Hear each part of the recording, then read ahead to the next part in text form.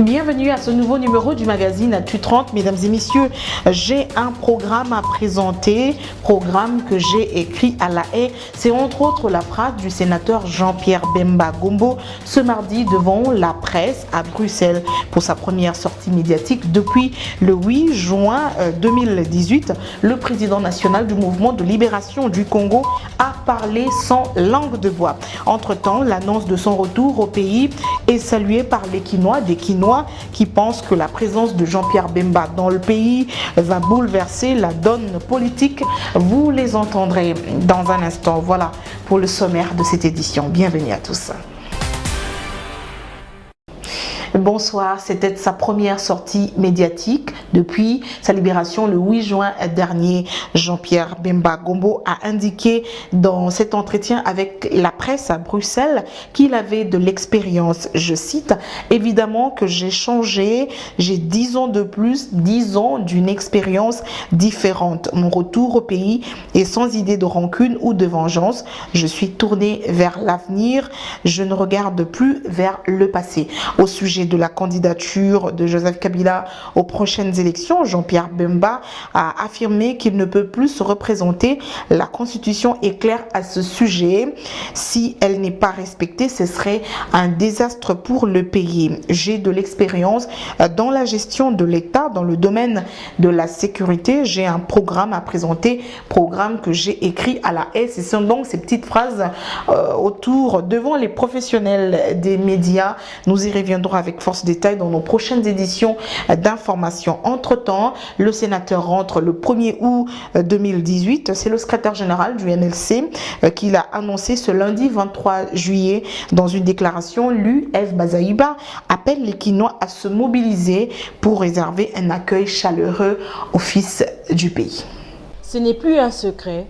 Jean-Pierre Bemba Gombo rentre au pays ce 1er août 2018, a dit Bazaïba. Le mouvement de libération du Congo a l'insigne honneur de porter à la connaissance de l'opinion qu'il a plu à Dieu Tout-Puissant, après 10 ans d'absence au pays, de permettre le retour du sénateur Jean-Pierre Bemba Gombo, président national du MLC, sur sa terre natale, la terre de ses ancêtres, la République démocratique du Congo, ce mercredi 1er août 2018 par l'aéroport international d'Ndjili. La secrétaire générale du MLC, F. Bazaïba, appelle la population congolaise à accueillir chaleureusement ce fils du pays. À cet effet, le MLC invite la population congolaise, particulièrement les Quinoises et Quinois, à lui réserver un accueil chaleureux dans la paix et l'allégresse. Le sénateur Jean-Pierre Bemba Gombo a été désigné candidat président du MLC aux élections présidentielles du 23 décembre prochain à l'issue du congrès de ses partis. Et les Quinois ont salué cette annonce. Pour nombreux d'entre eux, le retour de Jean-Pierre Bemba va bouleverser la donne politique. Winnie Imana, Cédric Ngombo. La nouvelle du retour du sénateur Jean-Pierre Bemba a été répandue comme une traînée de poudre. Pour le Quinois, son retour est un moment de joie et pourrait bouleverser le paysage politique avant les élections prochaines. J'ai grandi, j'ai des enfants qui doivent aussi se réjouir à la présence de Jean-Pierre Bemba. Et c'est Makassi que Jean-Pierre Bemba Zozonga n'a pas dit rien sur la fin de la prison vraiment. Pour ceux qui sont libérés de la prison, à aux années 50.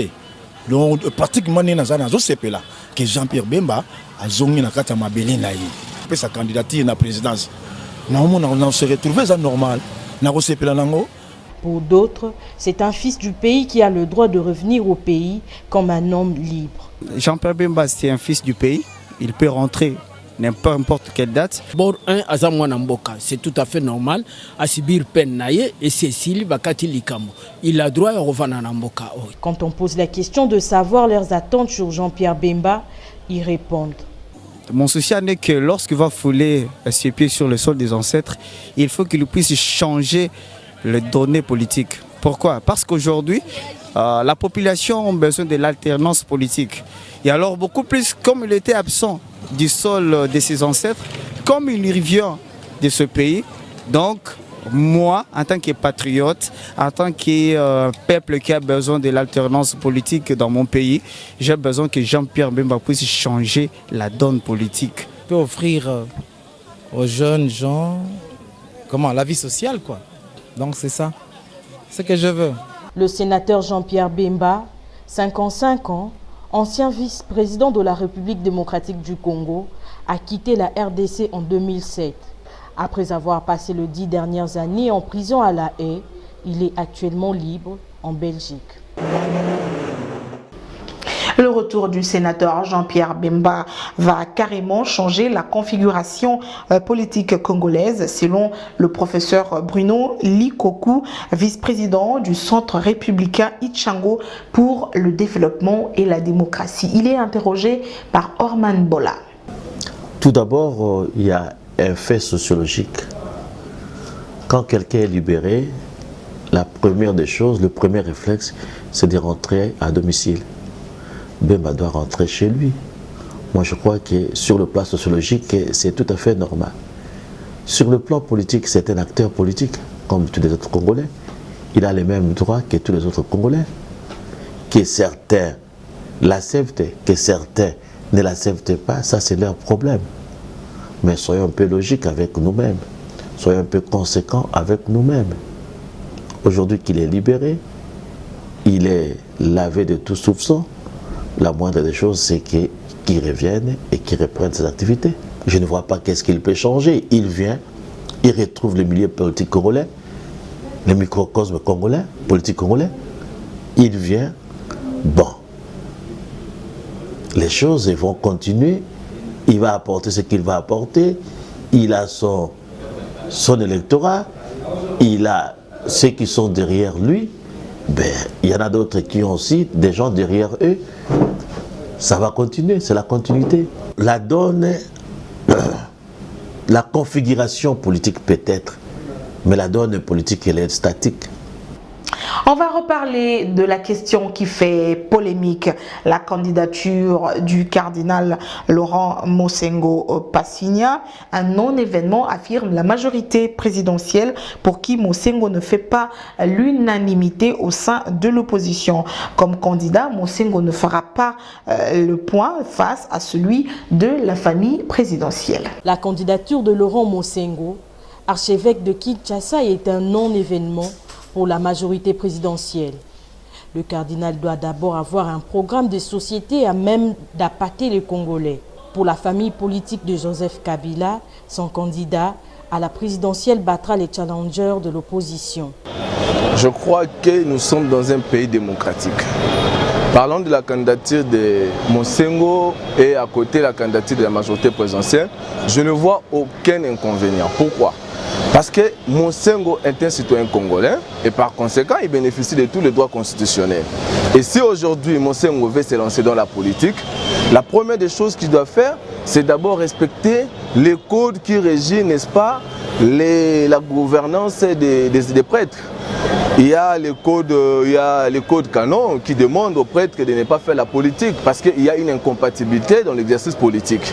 Il doit d'abord mettre fin à sa carrière de prêtre et en plus, il pourra maintenant embrasser le domaine politique. Non, la candidature de Mosengo ne fait pas peur parce que j'ai comme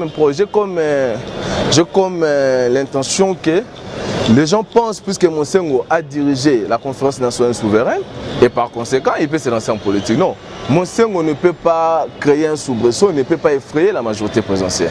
La majorité présidentielle se prépare pour les élections. Le droit canon interdit aux prêtres religieux de faire la politique active. En santé, le gouvernement a déclaré la fin de l'épidémie d'Ebola dans la province de l'Équateur. C'est le ministre de la Santé, le docteur Oli Ilunga, qui l'a dit ce mardi devant la presse. C'est une épidémie qui avait toutes les caractéristiques d'une crise et c'est depuis le 6 juin 2018 qu'aucun nouveau cas confirmé de la maladie à virus Ebola n'a été enregistré. Après vérification et consolidation des bases de données, la coordination nationale a comptabilisé 54 cas, dont 33 décès et 21 survivants.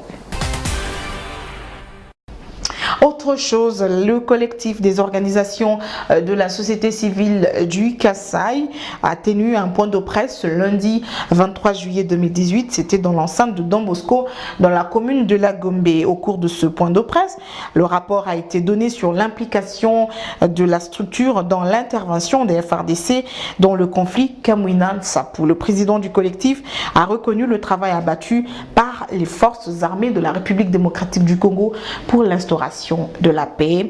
Christelle Abeta et Rodrigue Ngombo. Il était question au cours de ce point de presse de la société civile du Kasaï central de prouver son soutien au FARDC dans l'affaire Kamwina-Nsapu. L'armée a eu la main forte de la population par rapport, en passant bien sûr par notre sensibilisation, la conscientisation de l'esprit de nos frères et ça les filles. Cohabitation aujourd'hui entre les militaires, parce que je venais de le dire, ils vivaient chez les champs. On ne devait pas trouver au Kasaï un militaire, un civil en train de boire. Mais aujourd'hui, nous avons essayé de faire une marche ensemble. Parce qu'on demande à l'armée de marcher avec les civils, c'est quelque chose.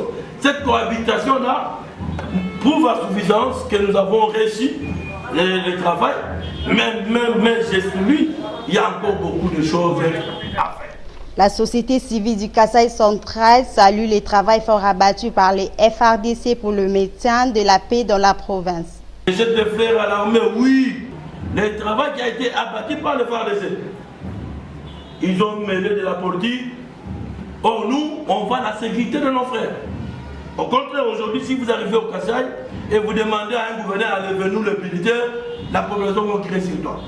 La population actuellement aime rester à côté des militaires parce que sans militaires, ni la MONUSCO, ni l'Union européenne, personne ne serait pas au Kasaï, ni moi, aujourd'hui, il y a grâce à ces militaires, vous allez voir les gens de la MONUSCO à Kamako, vous allez voir les gens de MONUSCO à Zumbula.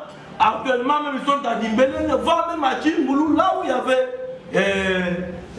là où était le débit, le terrain rouge des phénomènes comme une ensemble. Voilà ce que nous voulons faire voir aussi à la face du monde, que notre armée a des erreurs. La société civile du Kasaï central lance cependant un appel de reconnaissance à l'intention du procureur général de la République et promet de continuer sa sensibilisation pour le maintien de la paix dans les grands Kasaï.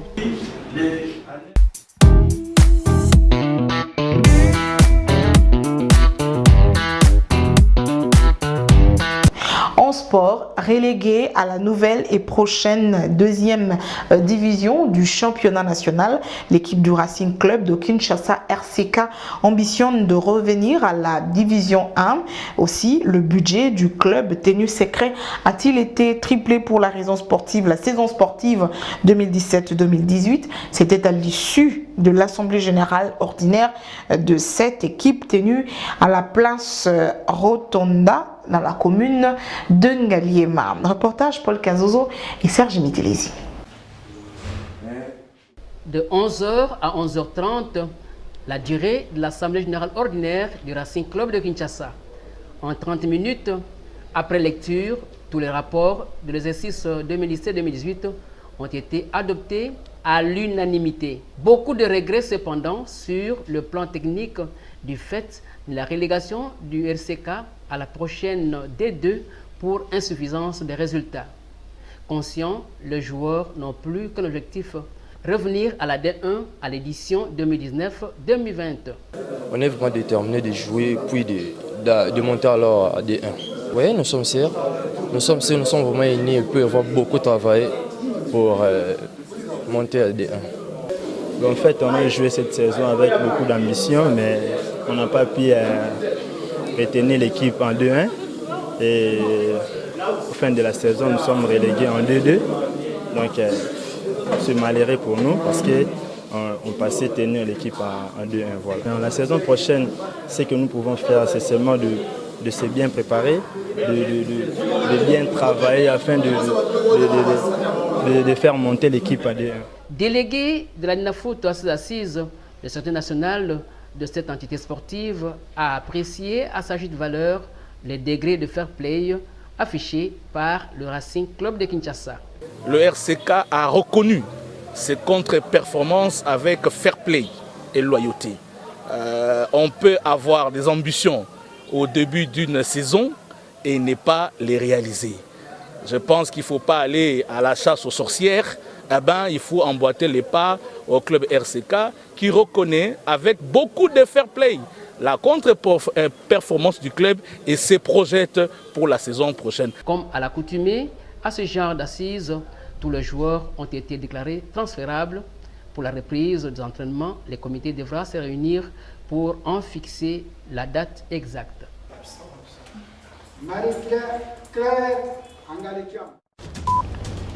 Ainsi se termine cette édition. Merci beaucoup de l'avoir suivi. Le prochain, c'est demain à la même heure.